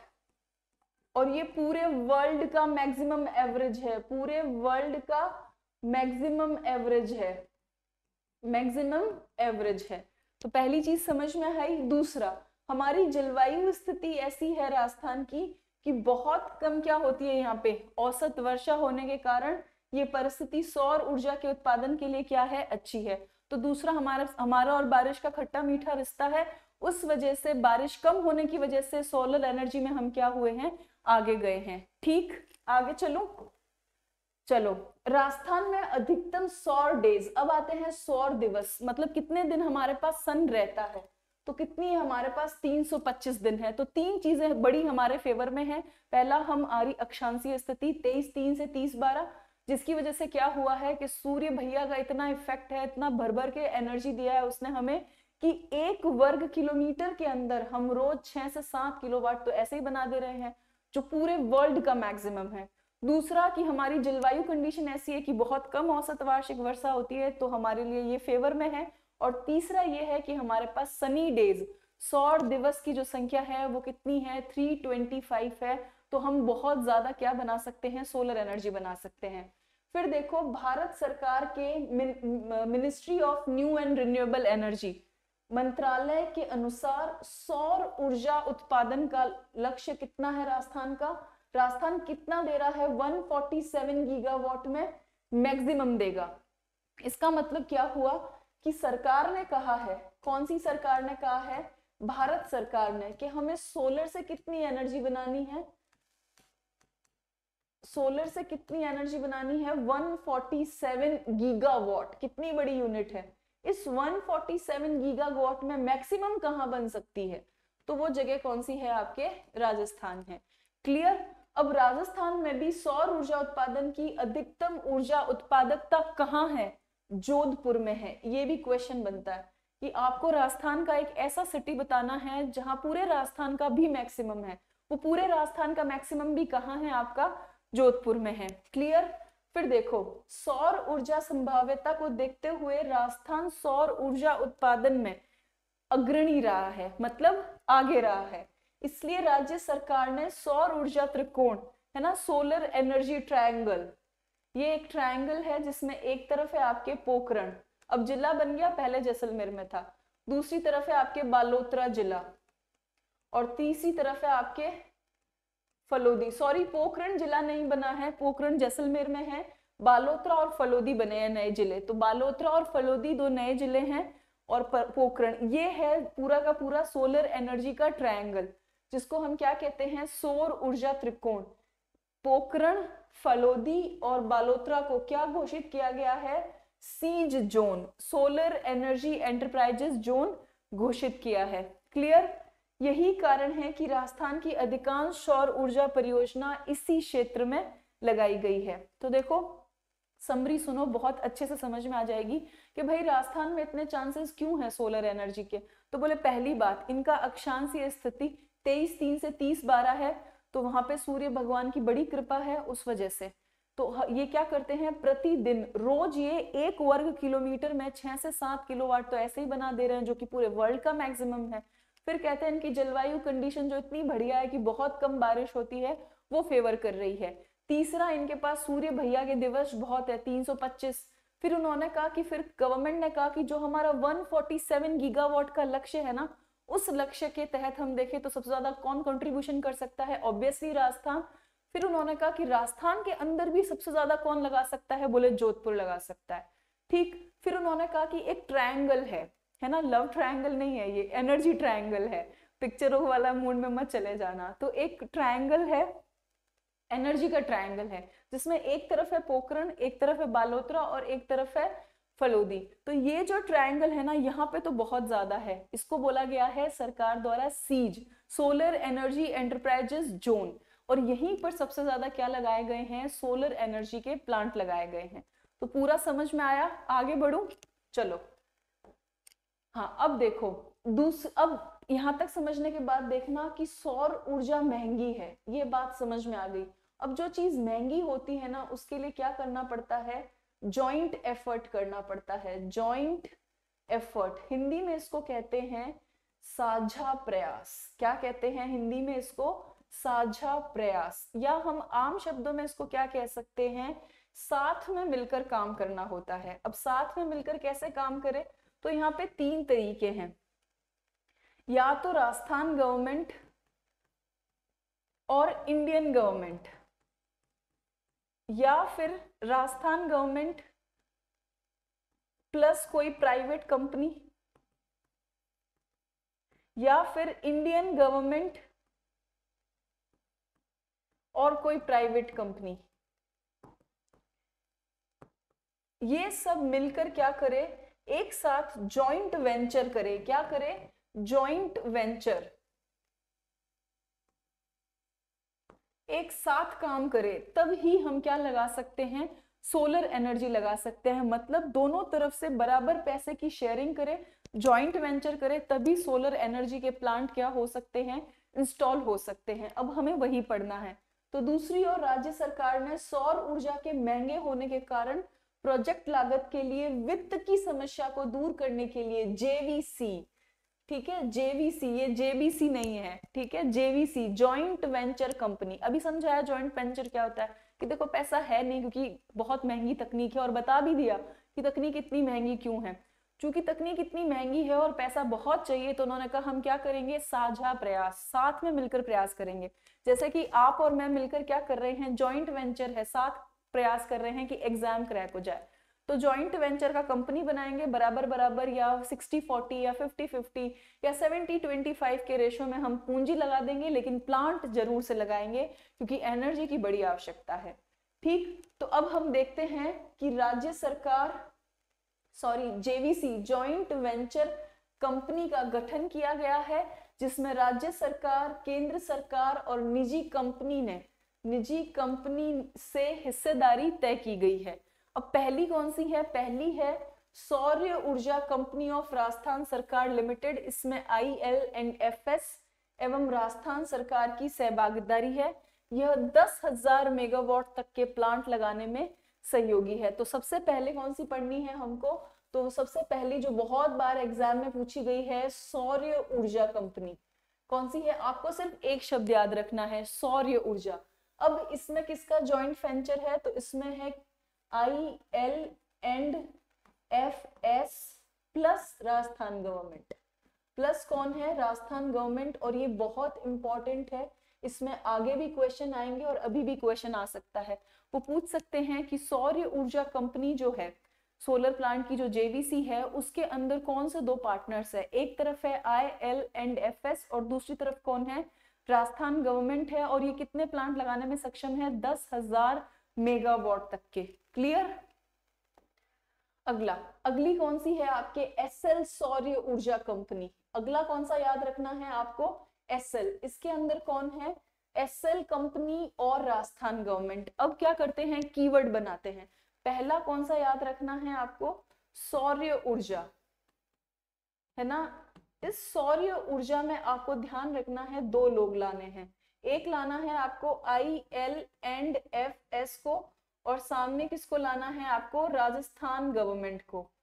क्लियर। दूसरी कंपनी आपको कौन सी बनानी है, एसएल सौर्य। कौन सी बनानी है, एसएल सौर्य। इसको ऐसे ही लिखें ताकि आपके दिमाग में कंफ्यूजन के राक्षस जिंदा ना हो। अब इसमें भी दो चीजें होंगी, एक तरफ कौन होगी, एसएल। अब अगर किसी को एसएल नहीं याद हो तो मैं आपको एक छोटी सी बात बताती हूँ। अगर आपने 9th-10th में बहुत टीवी देखा होगा तो सोनी टीवी पर एक ऐड आता था, एसएल वर्ड ही जाऊंगा मैं। तो वो जो एसएल है ना, वो यही एसएल है, एसएल कंपनी। तो SL company plus Rajasthan government. तीसरी अडानी, अडानी रिन्यूएबल। अडानी रिन्यूएबल में बहुत सिंपल है, एक तरफ है अडानी और एक तरफ कौन है, राजस्थान सरकार। और यहाँ पे भी 10,000 मेगावाट तक का क्या लग सकता है, प्लांट। तो तीसरी जो जॉइंट वेंचर है वो कौन सी है, अडानी रिन्यूएबल। आपने बहुत सारे बोर्ड भी देखे होंगे अडानी रिन्यूएबल के, अडानी रिन्यूएबल। इसमें कौन से दो लोग लगे हुए हैं, एक तरफ कौन है अडानी और दूसरी तरफ कौन है, राजस्थान गवर्नमेंट। तो ये जेवीसी आपको समझ आई। आगे चलूं मैं तो कोई दिक्कत नहीं, यहाँ तक थम्स अप कर दो ताकि थोड़ी मेरा बीपी कम बढ़े, एनर्जी टफ टॉपिक है। आगे चलूं, चलो। हाँ, अब देखो हमें पढ़ने हैं राजस्थान सरकार के सोलर पार्क कार्यक्रम, जहां से बहुत ज्यादा क्या आते हैं, क्वेश्चन आते हैं। तो हम सबसे पहले कौन सा पढ़ रहे हैं, भड़ला सोलर पार्क। ठीक है, भड़ला सोलर पार्क बाप तहसील है फड़ौदी। अब फड़ौदी उपखंड नहीं रहा, अब फड़ौदी क्या बन गया, आपके जिला बन गया। फलोदी ही जिला बन गया, पर अभी भी तहसील कौन सी है, बाप है। यहाँ सोलर पार्क में कुल कितना मेगावाट बनाना है, 2245 2245 मेगावाट का टोटल ये प्लांट है। तो आप सबसे पहले क्या करेंगे, आप लिखेंगे भड़ला पार्क, और ये भड़ला पार्क आपको लगाना है बाप फलोदी में। और इसमें कुल कितनी बनेगी वो भी ध्यान रखना है, 2245 मेगावाट। इसको बहुत गौर से देखो, 2 + 2 4, पीछे क्या लिख दो 5, बस इजी है। अब इसके कुछ फेज हैं, ये 2245 मेगावाट एक साथ नहीं बनेगा, फेज में धीरे धीरे बनेगा। अब देखो यहाँ से कई बार अलग अलग क्वेश्चन आ रखे हैं। भड़ला फेज फर्स्ट में 65 मेगावाट, ठीक है, लेकिन ये इतना इंपॉर्टेंट नहीं है जितनी इंपॉर्टेंट है कि यहाँ कंपनी कौन सी है जो ये प्लांट लगाई है। तो यहाँ पे जो है Rajasthan solar park development company है। तब आपको क्या करना होगा, आपको सिंपल लिखना होगा कि भड़ला फर्स्ट में जो कंपनी है वो है राजस्थान सोलर। कौन सी कंपनी है आपकी, राजस्थान सोलर। बस एक वर्ड लिखना है, राजस्थान सोलर। एग्जामिनर अपने आप लिखेगा डेवलपमेंट कंपनी। आपको सिंपल क्या याद रखना है, राजस्थान सोलर। फिर देखो दूसरा phase, Bhadla second phase 670 megawatt. यहाँ पे बहुत ज्यादा इंपॉर्टेंट हो जाता है भड़ला का सेकंड फेज। क्यों, क्योंकि इसके अंदर दो चीजें हैं, एक प्लांट लगाएगी राजस्थान सरकार सेकंड के अंदर, और सेकंड के अंदर ही आधा जो हिस्सा है वो कौन डेवलप करेगी, केंद्र सरकार। तो company Rajasthan solar development park है, लेकिन इसमें से 260 मेगावाट भारत सरकार की सोलर पार्क योजना के तहत कौन चलाएगा, एनटीपीसी। तो अब गौर से देखना, भड़ला का सेकंड फेज, ठीक है। अब भड़ला के सेकंड फेज में आपको कितने बनाने हैं, 670 मेगावाट। क्लियर। अब इसके दो हिस्से कर दो, जो 260 मेगावाट है ना वो तो लगाएगा आपका इंडियन गवर्नमेंट के द्वारा, और वो भी कौन, एनटीपीसी, ठीक है। और बाकी जो बच गया उसके लिए आपके पास कौन सी कंपनी है, राजस्थान सोलर है। कौन सी कंपनी है आपके पास, राजस्थान सोलर है। समझ आया, आगे चलो, चलो। हाँ, अब देखो भड़ला फेज 3। अब भड़ला फेज 3 तक पहुंचने से पहले भड़ला का टोटल लिख लेते हैं। तो टोटल कितना है, 2245 मेगावाट। फिर क्या लिखते हैं, Bhadla phase first. Phase first की सिर्फ क्या याद रखनी है, कंपनी, और हम सिंपल नाम याद रखेंगे, और वो कौन सा है, राजस्थान सोलर। फिर हम किस पे आएंगे, भड़ला फेज सेकंड पे, जो बहुत ज्यादा इंपॉर्टेंट है, जिसमें टोटल कितना बनना है 670। फिर इसके कितने हिस्से करने हैं, 2 हिस्से। एक जो 260 मेगावाट वाला है वो आपको किसको दे देना है, इंडियन गवर्नमेंट को। और इंडियन गवर्नमेंट जो है वो किससे बनवाएगी यहाँ पे प्लांट, एनटीपीसी से।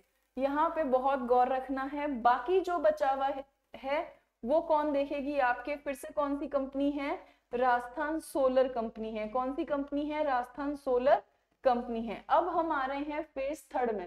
फेज थर्ड के अंदर देखो कितना बन रहा है, 1000 मेगावाट। और यहाँ पे जेवीसी, अब देखो 1000 मेगावाट, पैसे ज्यादा लगेंगे तो क्या बना रहे हैं, जेवीसी। और ये जेवीसी कौन सी है, सौर्य ऊर्जा, जो हम पहले पढ़ के आए हैं। तो अब देखो Bhadla phase third, phase third में आपको क्या बनानी है, जेवीसी कंपनी लगेगी। और वो कौन सी जेवीसी कंपनी है, तो वन वर्ड में याद रखोगे, सौर्य ऊर्जा। क्लियर। फिर देखो भड़ला फेज फोर्थ, फिर कौन सा है आपका, भड़ला फेज फोर्थ। और फेज फोर्थ जो है उसमें कितना है, 500 मेगावाट। ये भी जेवीसी बनेगी। और इसमें कौन सी है आपकी, अडानी रिन्यूएबल। अब मेरी बात बहुत गौर से सुनना, इस साल एग्जाम के अंदर, स्पेशली एपी के एग्जाम के अंदर जो 7 जनवरी को होने वाला है, इसमें से एक क्वेश्चन आ सकता है आपका, मैच द फॉलोइंग का क्वेश्चन यहाँ से बन सकता है कि कौन से फेज के सामने कौन सी कंपनी है। तो बहुत गौर से इसको क्या कीजिएगा, पढ़िएगा। जहां तक कंफ्यूजन है वो मैंने नहीं रखा है। आगे बढ़ूं, चलो। हाँ, अब देखते हैं कि भारत सरकार की सोलर पार्क योजना के तहत राजस्थान में कितने पार्क लगने हैं। तो राजस्थान में कितने लगने हैं, 6 पार्क। तो पहला क्वेश्चन यही बनेगा कि भारत सरकार की जो सोलर पार्क डेवलपमेंट योजना है उसमें भारत सरकार राजस्थान में कितने सोलर पार्क बनाएगी, तो 6 बनाएगी, 6। याद रखोगे, एग्जाम में पूछा जा सकता है 6। अब इस 6 में देखो पहले तो 3 कहाँ लग जाएंगे, भड़ला में ही लग जाएंगे, फेज सेकंड के अंदर, फेज थर्ड के अंदर और फेज फोर्थ के अंदर। फिर एक आपका कहाँ लगेगा, पोखरण फलोदी सोलर पार्क, ठीक है। फिर एक फतेहपुर जैसलमेर में 1500 मेगावाट का अडानी रिन्यूएबल के साथ। और एक कहाँ होगा आपका, नोख जैसलमेर 980 मेगावाट का, जो भी इंडियन गवर्नमेंट का है। तो भारत सरकार ऑन एंड ऑन अपने सोलर पार्क कार्यक्रम के तहत राजस्थान में कितने बनाएगी, 6 बनाएगी। जिसमें देखो Bhadla phase second, third and fourth, फिर पोखरण फलोदी वाला है, फिर फतेहपुर जैसलमेर वाला है, फिर नोक जैसलमेर वाला है। ये सारे के सारे डाटा आपको रोज क्या करने हैं, चाहे आप अभी एपी का एग्जाम देने जा रहे हो या बाद में सेकंड ग्रेड का दोगे या फर्स्ट ग्रेड का दोगे या थर्ड ग्रेड का दोगे या आरएस का दोगे, एसआई का दोगे, हर जगह ये पूछा जाता है। तो आपको ध्यान रखना होगा। क्लियर। आगे चलो। चलो अब देखो, अभी तक हमने जितना कुछ पढ़ा वो ऑन ग्रिड पढ़ा, ऑन ग्रिड सोलर एनर्जी पढ़ी। अब ऑन ग्रिड सोलर एनर्जी क्या बला है वो भी मैं समझाती हूँ। ऑन ग्रिड का मतलब है कि ये जो भी सोलर प्लांट है, जो भी सोलर प्लांट है, इस सोलर प्लांट से जो कुछ भी बना वो ग्रिड में गया। ग्रिड का मतलब ऐसे, ये तार है और ये पोल है और ये यहाँ पे बैटरी से क्या है, अटैच है। ये ग्रिड में गया सारा का सारा और सप्लाई हो गया पूरे के पूरे पावर हाउस को, वहां से पूरे के पूरे राजस्थान में दिया जा रहा है, पूरे के पूरे राजस्थान में दिया जा रहा है। इस सिस्टम को बोलते हैं ऑन ग्रिड प्लांट। आपने देखा होगा खेतों के अंदर बड़े बड़े खंबे डाले जाते हैं, है ना, सप्लाई की बड़ी बड़ी खंबे जिस पर तार लगाए जाते हैं, तो वो ऑन ग्रिड है। एक प्रोग्राम है सोलर का ऑफ ग्रिड। ऑफ ग्रिड का मतलब होता है वो सोलर एनर्जी जो ग्रिड में नहीं जाएगी, वो कहाँ लगेगी, तो घरेलू उपयोग में लगेगी। घरेलू उपयोग में लगेगी, या हम कह सकते हैं किसी एक स्पेशल एरिया के लिए ही होगी। किसके लिए होगी, किसी एक स्पेशल एरिया के लिए होगी। अब ऑफ ग्रिड के कार्यक्रम हमको देखने हैं। जैसे कि हमारे घर पर जो पूरा का पूरा सोलर सिस्टम इंस्टॉल होता है ना घरों के ऊपर, वो ऑफ ग्रिड कार्यक्रम है। कौन सा कार्यक्रम है, ऑफ ग्रिड। तो ऑफ ग्रिड सोलर ऊर्जा क्या होती है वो देखते हैं।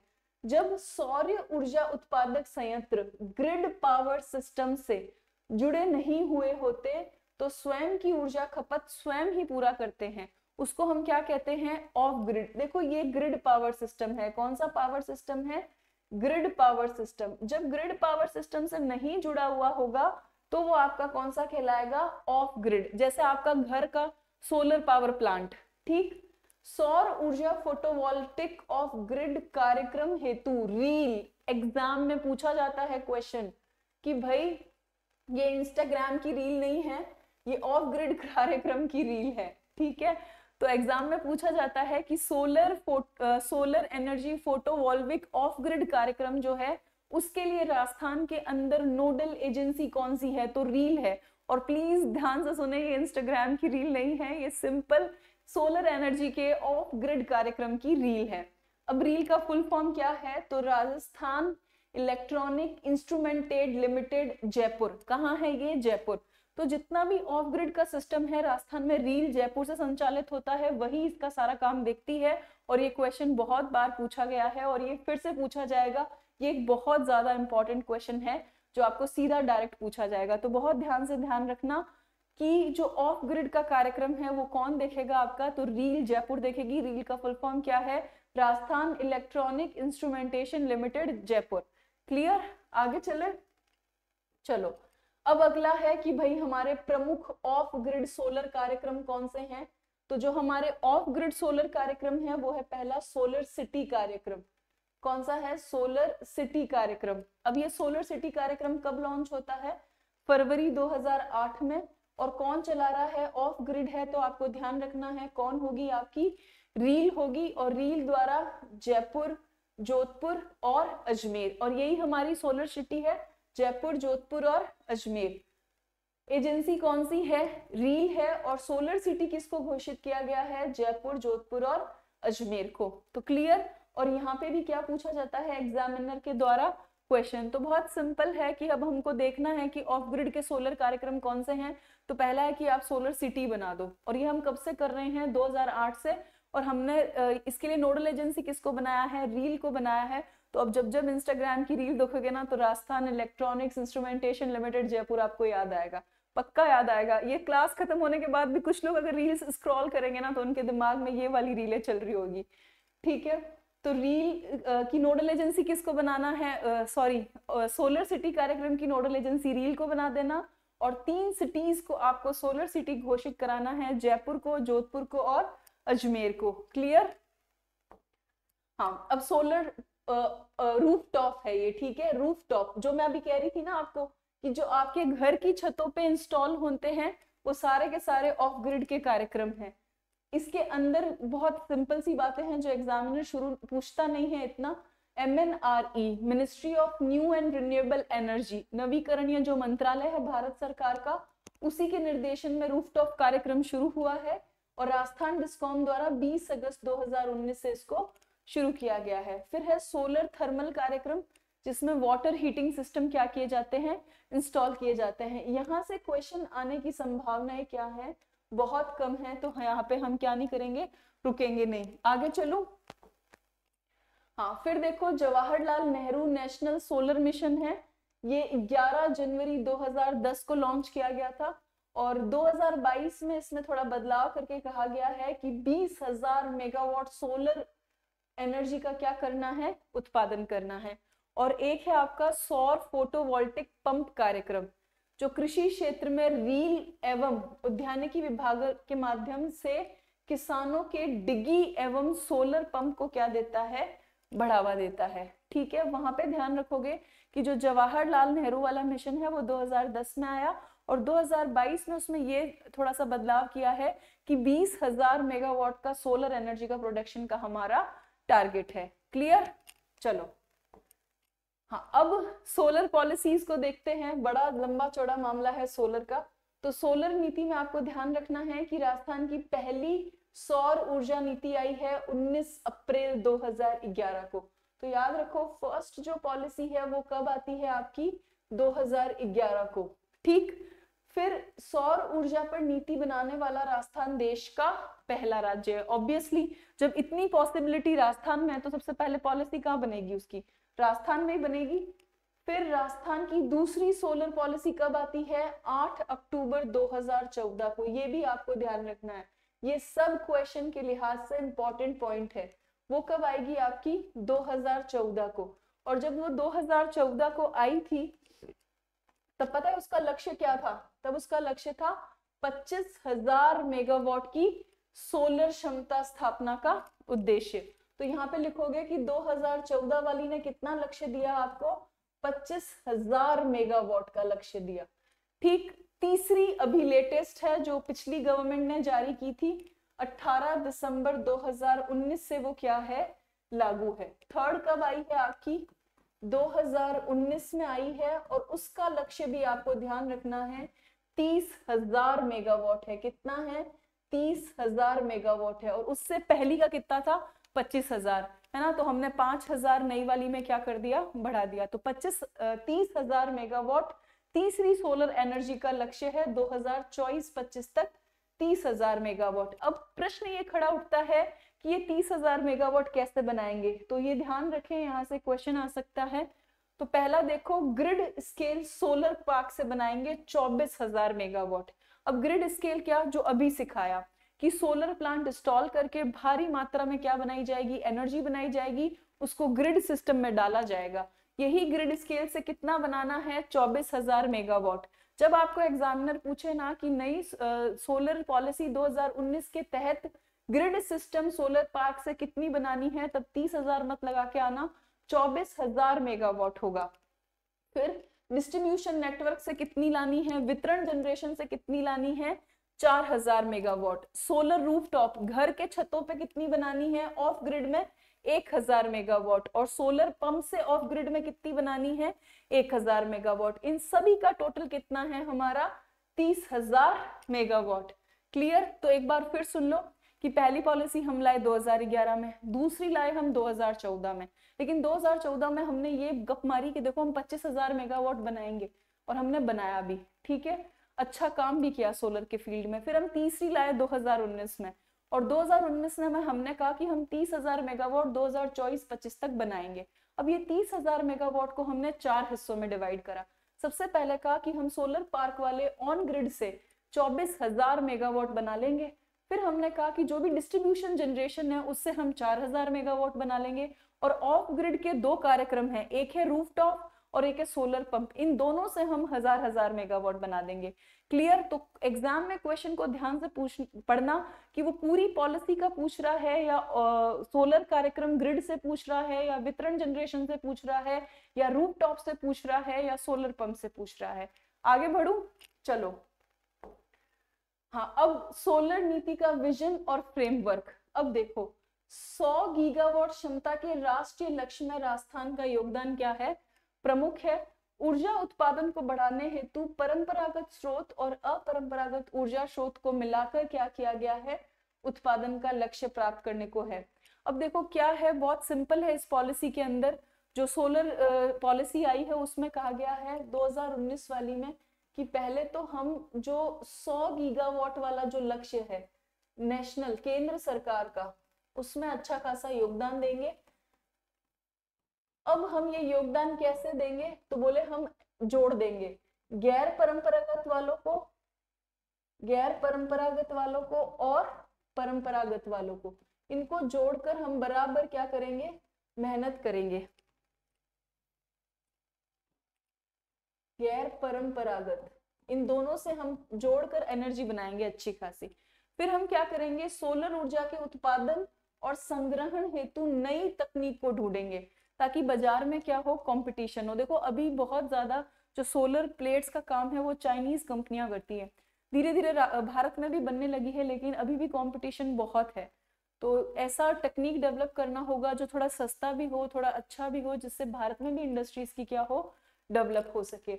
नेट मीटरिंग को लागू करना है। ऑफ ग्रिड सोलर एनर्जी को बढ़ावा देना है, मतलब ज्यादा से ज्यादा लोग अपने घर का कंजप्शन छत पर ही रूफटॉप लगा के कर ले, और सोलर पार्कों का विकास करना है। तो यहाँ से एग्जाम में क्वेश्चन आने की संभावना कम है, इसलिए जस्ट क्या करना है आपको? रीड, पढ़ना है बस। आगे चलूं? चलो। हाँ, अब नवीकरणीय ऊर्जा के स्रोत के लिए ट्रांसमिशन और वितरण के नेटवर्क को मजबूत करना है, मतलब आपका एनर्जी कहीं लॉस नहीं होना चाहिए। सोलर एनर्जी जहां पर भी आप डाल रहे हो सप्लाई के अंदर, वहां से लॉस नहीं होना चाहिए। फिर देखो ये बहुत इंपॉर्टेंट है, फ्लोटिंग सोलर पावर प्रोजेक्ट को क्या देना है, बढ़ावा देना है। ठीक, अब सोलर एनर्जी जितनी भी आपको बनानी है उसके लिए आपको क्या चाहिए, स्वीकृति। तो वो कौन देगा आपको, RREC, Rajasthan renewable energy corporation. इसको क्या कहते हैं, राजस्थान अक्षय ऊर्जा निगम, राजस्थान अक्षय ऊर्जा निगम। तो आपको इतना भी ध्यान रखना है कि सोलर एनर्जी को अगर आपको इंप्लीमेंट करना है, क्रियान्वित करना है और सोलर प्लांट लगाने हैं, तो उसके लिए सोलर प्लांट लगाने के लिए आपको मंजूरी कौन देगी, कौन सी संस्था देगी, वो आपको ध्यान रखना होगा। ये क्वेश्चन पूछा जाता है। राजस्थान अक्षय ऊर्जा निगम इसके लिए क्या देगा, स्वीकृति देगा। ठीक है, अब ये जो भी नीचे है ये हम क्या करेंगे, छोड़ेंगे। क्यों छोड़ेंगे, क्योंकि हमारे एग्जाम में यहाँ से क्वेश्चन नहीं आता। क्लियर। हाँ, अब ये पेज भी हमारे लिए काम का नहीं है, इसको भी हमें क्या करना है, लेफ्ट छोड़ना है। फिर हाँ, अब यहाँ आ जाते हैं हम किस पर, सोलर एनर्जी हमने खत्म की है। अब हमारे हैं राजस्थान पवन और हाइब्रिड ऊर्जा पॉलिसी 2019 पर। मतलब हमारी दो पॉलिसी एक साथ आई है, एक आई है सौर ऊर्जा की, ठीक है, उसका भी टाइम 3rd है वो, और उसका भी टाइम कितना है, 2019। इसी दिन हमारी पवन ऊर्जा की भी आई 2019 में, और पवन के साथ हाइब्रिड। अब हाइब्रिड का क्या मतलब है, हाइब्रिड का मतलब है या तो आप गैर परंपरागत प्लस परंपरागत, इन दोनों को ऐड करके एनर्जी बनाओ, परंपरागत, इन दोनों को ऐड करके क्या करो, एनर्जी बनाओ। तो राजस्थान पवन ऊर्जा जो नीति है उसमें 2024-25 तक 4000 मेगावाट पवन ऊर्जा उत्पादन का लक्ष्य है। अब क्वेश्चन गौर से सुनो, सोलर एनर्जी में कितना है, तो सोलर एनर्जी के अंदर टोटल है 2024-25 तक 30,000, लेकिन खाली पवन ऊर्जा का पूछेंगे ना तब आपको 4000 मेगावाट लगा के आना है, कि पवन ऊर्जा और हाइब्रिड पॉलिसी के अंदर आपको 2024-25 तक 4000 मेगावाट पवन ऊर्जा उत्पादन का लक्ष्य दिया गया है। ठीक, अब इसका भी क्या विजन है जो हमारे काम का बिल्कुल नहीं है, इसको भी हम क्या करेंगे, छोड़ेंगे। यहाँ पे क्वेश्चन पूछा जा सकता है कि 2019 की जो पवन ऊर्जा वाली पॉलिसी है उसमें 2024-25 तक कितना लक्ष्य है, तो उसमें कितना लक्ष्य है, 4000 मेगावाट का। कितना है, 4000 मेगावाट का। क्लियर। हाँ, अब पवन ऊर्जा के लिए नियम के लिए स्वीकृति यहाँ पे भी कौन देगा, पवन ऊर्जा के प्लांट लगाने के लिए भी आपको RREC। तो जो पवन ऊर्जा वाली नीति है 2019 वाली, उसमें भी अगर आपको पवन ऊर्जा का प्लांट लगाना है तो आपको स्वीकृति कौन देगा, मंजूरी कौन देगा आपको, RREC देगा। RREC मतलब Rajasthan renewable energy corporation, Rajasthan Akshay ऊर्जा निगम। क्लियर। आगे चलो, फिर से ये चीज हमारे क्या नहीं है, काम की नहीं है। आगे चले, चलो। हाँ, अब आती है हाइब्रिड परियोजना। तो अभी बताया कि हाइब्रिड परियोजना क्या होती है, इसमें पारंपरिक और गैर पारंपरिक ऊर्जा स्रोतों को या दो से अधिक गैर पारंपरिक ऊर्जा स्रोत को मिलाकर ऊर्जा का उत्पादन करते हैं ताकि एक कॉमन पूलिंग स्टेशन के माध्यम से ग्रिड में भेज सके। आपको कुछ नहीं करना, या तो आपको लाना है एक गैर परंपरागत ऊर्जा का स्रोत, फॉर एग्जाम्पल आप ले आए सोलर एनर्जी, ठीक है, और एक लाना है आपको परंपरागत का, फॉर एग्जाम्पल आप ले आए जल विद्युत को। या तो ऐसे करके क्या बना लो आप, हाइब्रिड।